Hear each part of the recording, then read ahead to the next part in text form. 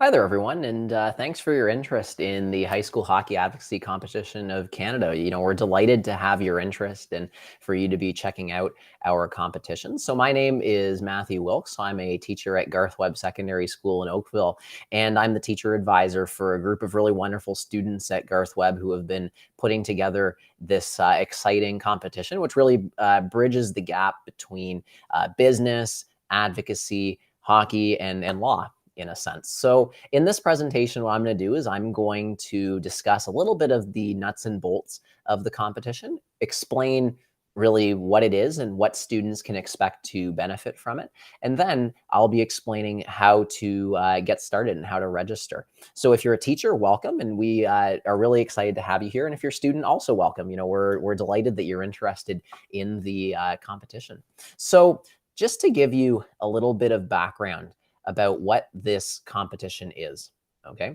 It's organized, as I said before, by Garth Webb Secondary School in tandem with the Sports and Entertainment Law Society at the University of Toronto Faculty of Law. So I have a group of wonderful students who have been working really hard on this, and it's been a pleasure to work with them. And the Faculty of Law students are also supporting us and have been so gracious with their time. So we're really looking forward to a great competition. And Garth Webb students have been learning about event planning, oral advocacy, and more by really putting together this competition.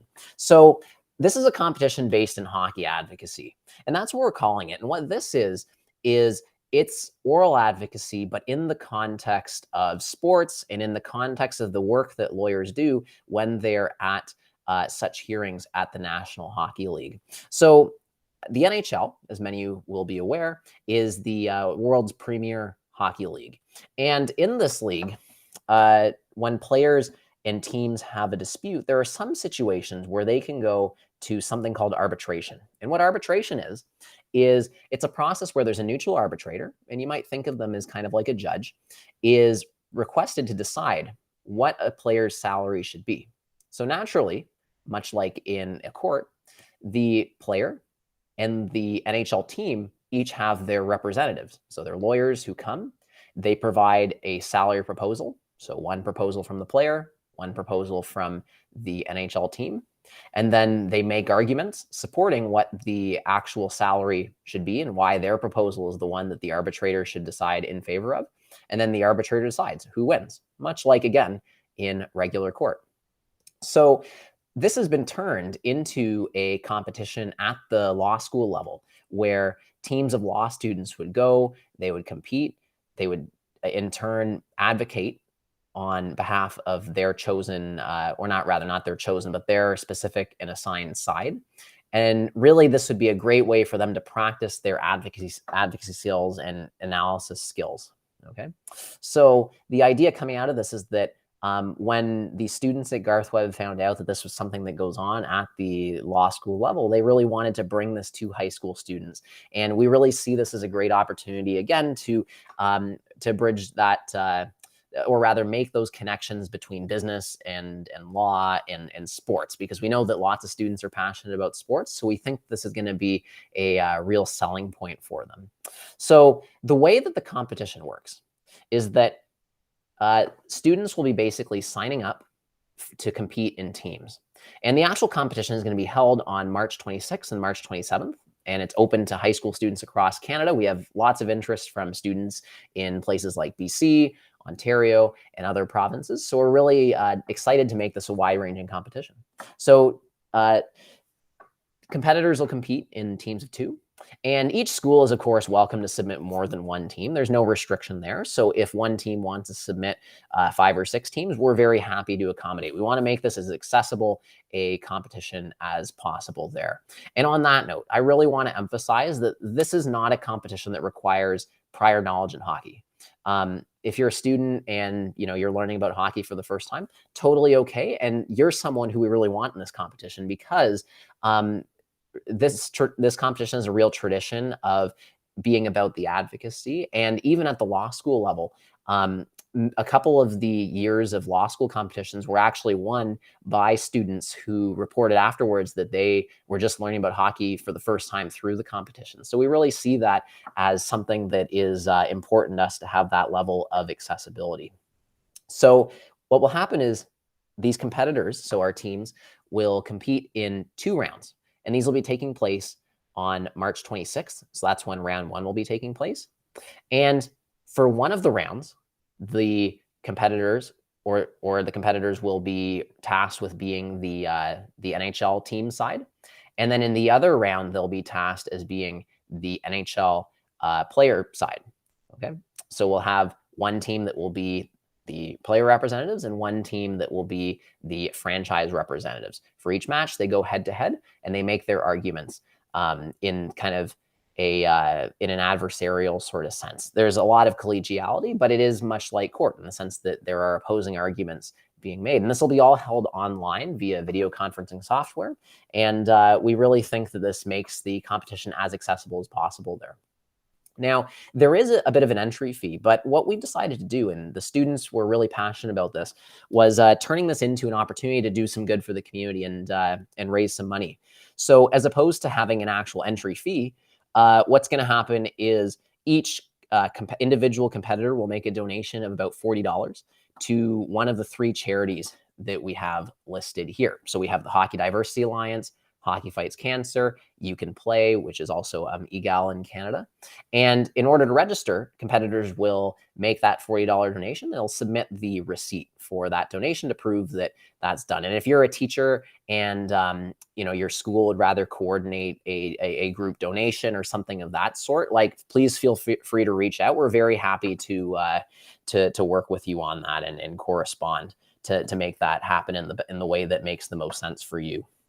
So a little bit more about the nuts and bolts of the competition is that there is an arbitrator, so you can think of them kind of like a judge, and then 2 teams, and each team will have 2 contestants on it, will compete.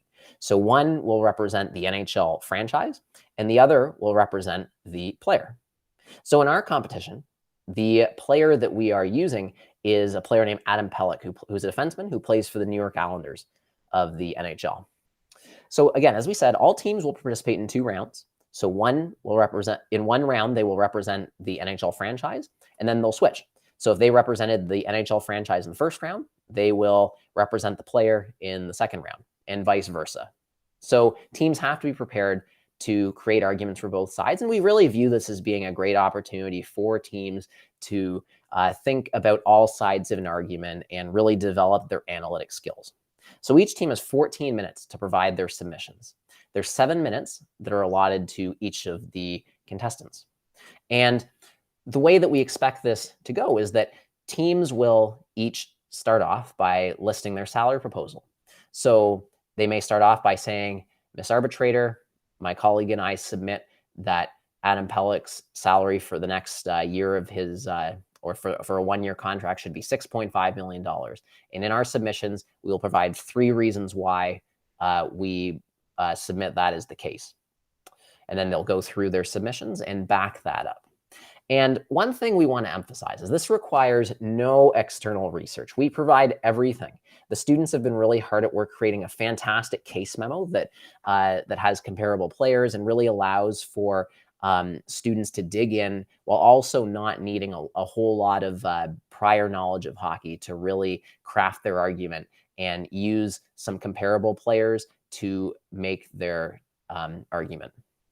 At the conclusion of both teams' submissions, each team will have 3 minutes of uninterrupted reply time, so a rebuttal in a sense. And they can only bring up issues that were already discussed by the other team's submissions. So it isn't a debate, and we really want to make sure it stays structured. So it is a 3-minute uninterrupted rebuttal time. There is an exception to who may interrupt because we really encourage the arbitrators to provide questions to the students, much like they would in real life and much like judges do in court decisions where they may question the counsel for one side. So we really view that as a great opportunity for students to think on their feet and to get some practice in terms of really preparing for what may come from some of those questions. And what we do is we provide a case memo. So this case memo has everything you could possibly need to know about the competition. It has the comparable players, and it also provides you with the statistics. And I'll show you what the case memo looks like in a little bit. It'll be coming out on February 26th, and any teams that register will be able to to have access to the case memo and begin crafting their arguments in advance of the March 26th competition date. So teams present their submissions, and then the arbitrators will then score them based on a rubric. So they'll deliberate, score them based on a rubric, and then they will decide who is kind of the winner. But what really matters is that they'll be providing scores on a rubric as long as really descriptive feedback, which we view as very important for students to get that type of mentorship.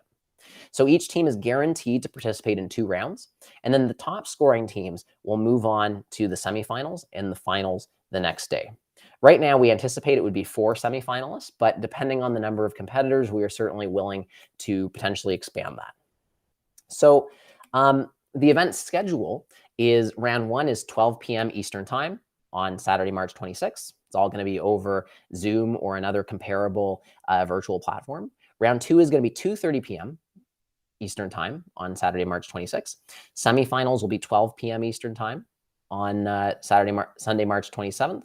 And finals will be 4 p.m. on Sunday, March 27th. And we will be having the arbitrators who will be law students and lawyers who have experience in this process. So we're really looking forward to having students get the opportunity to get feedback from professionals who have done this competition before. So let me take you over to show you what the case memo looks like, because we really look at this as one of the key exciting things that is going to help make this competition accessible as well as convenient for students to participate in. So if you look, you can see that this is what the case memo looks like. It's very comprehensive in the sense that it goes through what the competition is, a bit about what arbitration is, what the NHL is, because we really don't assume that anyone is going to need prior knowledge. So there's the case problem itself. So a bit of background on Adam Pellick, who is the subject player of this competition. And then there are the comparable players. And for those of you who are taking something like law right now, you can think of the comparable players as like the precedent cases that you might use to analogize in a legal setting, where in this case, it's really comparable players. And we know that this is going to be interesting for students who like business and like the idea of trying to compare and craft the best arguments. So we think this makes it really accessible. So the comparable players are all included there. You can't use players who are outside of the ones here. You're really restricted to who is in the case memo because we're trying to make it fair, and we've provided a reasonably level playing field between both the competitor or the team role and the NHL player role. So the comparable players are there. We also offer a statistic addendum, which is which is also hyperlinked here, and that provides additional statistics that are certainly available and encouraged for students to use. But students are restricted to only using the case memo here. So the players are introduced, and we provide a number of recommendations for approaching the case, as well as a very robust competition guide that the students have worked very hard to polish and make sure it's going to be accessible for students no matter what their level of expertise in hockey is. And I've been really proud of the way the students have worked through this. So we also have some definitions for the different statistics, some recommendations about the competition format and competing on Zoom, as well as just some background information about how you might approach questions, who the arbitrators might be, and style and tips.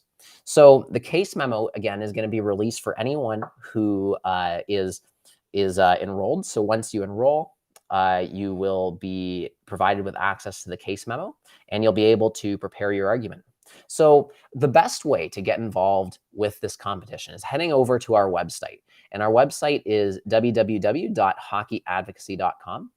And this website includes all of the information which is being discussed in this video. So you can see that if you're curious about anything, you can do a little more research here, but the case memo is quite comprehensive. So step one is to really, if you're a student, tell your teacher, maybe try and get a teacher supervisor, but we do take students even if you're not supervised by a teacher. And if you're a teacher, we would love it if you told your students, and we'd love it if you also told other teachers out there, because spreading that word really makes this competition be the best that it can be. So once students have their partner, they can make their charitable donation using the links here. You don't have to use the links here, in the sense that if you want to go to Hockey Diversity Alliance's website just directly on your web browser, that's okay. But the idea is we've tried to make it as easy as possible. You make your donation, you screenshot. And like I said before, if you're a teacher and there's a different way that your school would kind of prefer to do this or handle it for a bunch of students, totally okay. Just feel free to get in contact with me or get in contact with the competition. We're happy to facilitate that. Then what you can do is register. And there is a Google form that is at the top of the page under register now. So you can click on that and sign up. And again, if you're a teacher and you're aiming to do group registrations, that is also totally okay. So once you've registered, we'll send you the case and you can begin preparing, and we will be in contact regarding scheduling and any of the other details. So definitely make sure to try and get signed up as soon as possible, because that helps us in terms of coordinating judges. But we wouldn't say that there is a firm deadline at this point in time. But signing up earlier gets you the case earlier, and that's a good thing. So again, like we said, brought to you by Sports Entertainment Law Society at the University of Toronto Faculty of Law, as well as the students at Garth Webb Secondary School. So if you are someone who's interested in getting involved, I would say the first step is to go to hockeyadvocacy.com and find out some more information there. You can feel free to get into contact with us. The email address is under Contact Us. So there's an email form there, or you can contact us at admin@hockeyadvocacy.com, or contact me directly at wilksm@hdsb.ca. Be happy to help you out, particularly if you're a teacher and you have questions about how to bring this to your students. So thanks so much for coming, listening to this panel. We really appreciate your interest, and we really hope to see you at the competition. So take care. And definitely get in touch if you need anything.